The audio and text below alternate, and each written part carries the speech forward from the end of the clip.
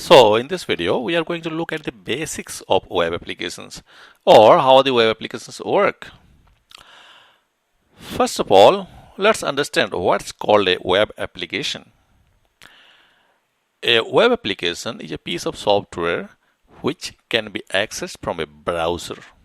And you know what's called a browser? A browser is an application that you use for browsing the internet.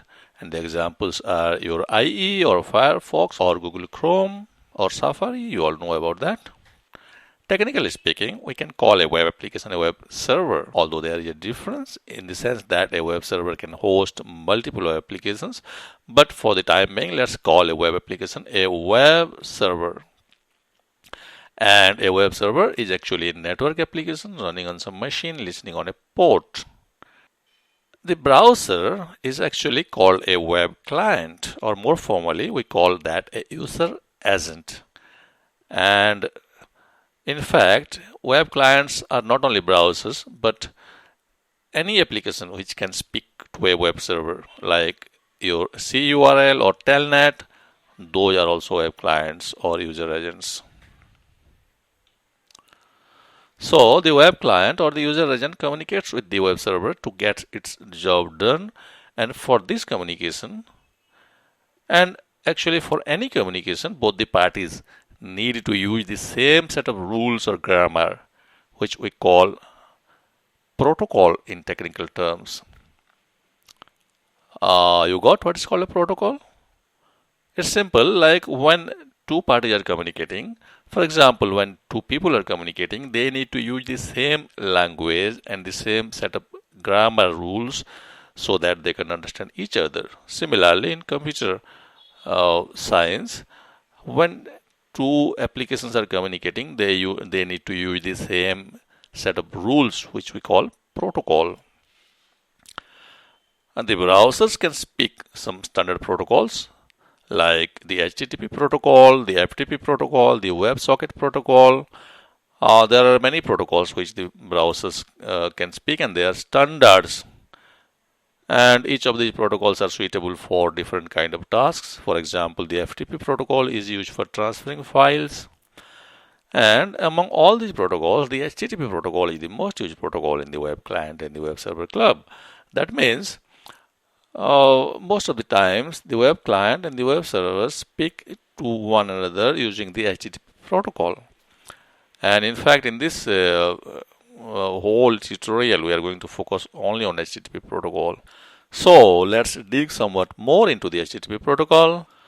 To understand HTTP protocol, we need to let's start with what is called a web resource, or a resource as commonly said.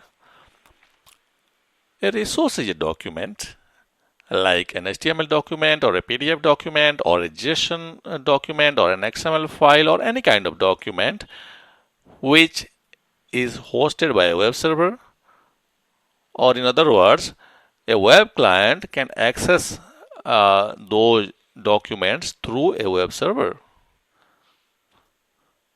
A resource could be either static or dynamic.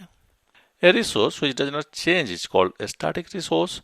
That means it's like some static file sitting in the web server's hard disk or sitting somewhere which the web server has got access to.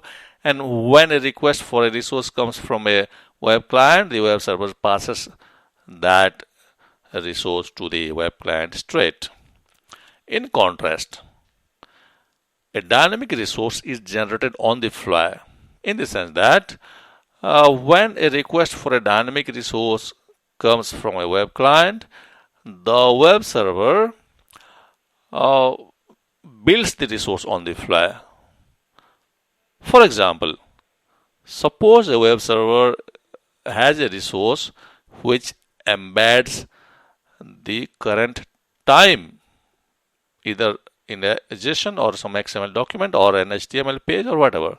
So when a request for that particular resource comes from a web client, the web server gets the current time from the system and puts that into a JSON document and builds a JSON document or an XML document or an HTML document, embedding that particular time into it, and then it sends back that document to the web client. Each resource on the web in the world is identified by a unique URL, which is actually a unique string. It would be more clear when we look at an example. So this is an example of a URL which points to a unique resource in the world. And this part of the URL is the protocol, and this part identifies the web server in the world, and this is the path of the resource in the web server. We will talk about URL more in some later video. Let's go back to HTTP now. So, HTTP protocol is basically a request response protocol.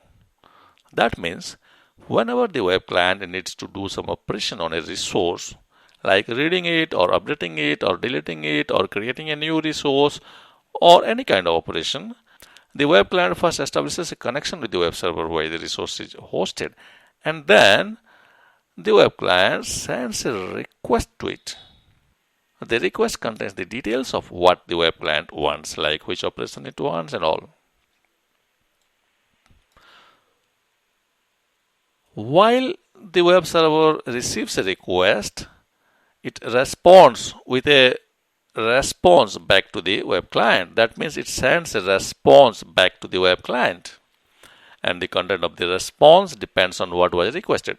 For example, if the client asks to read a resource, the server can either put the resource in the response or inform the client that the resource is not available with me and you go to somewhere else for the resource or something like that.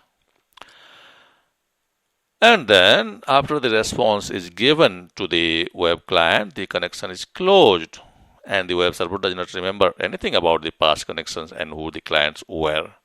That means next time if the client sends another request to the server, the web server will treat that request as a new request coming from a new web client.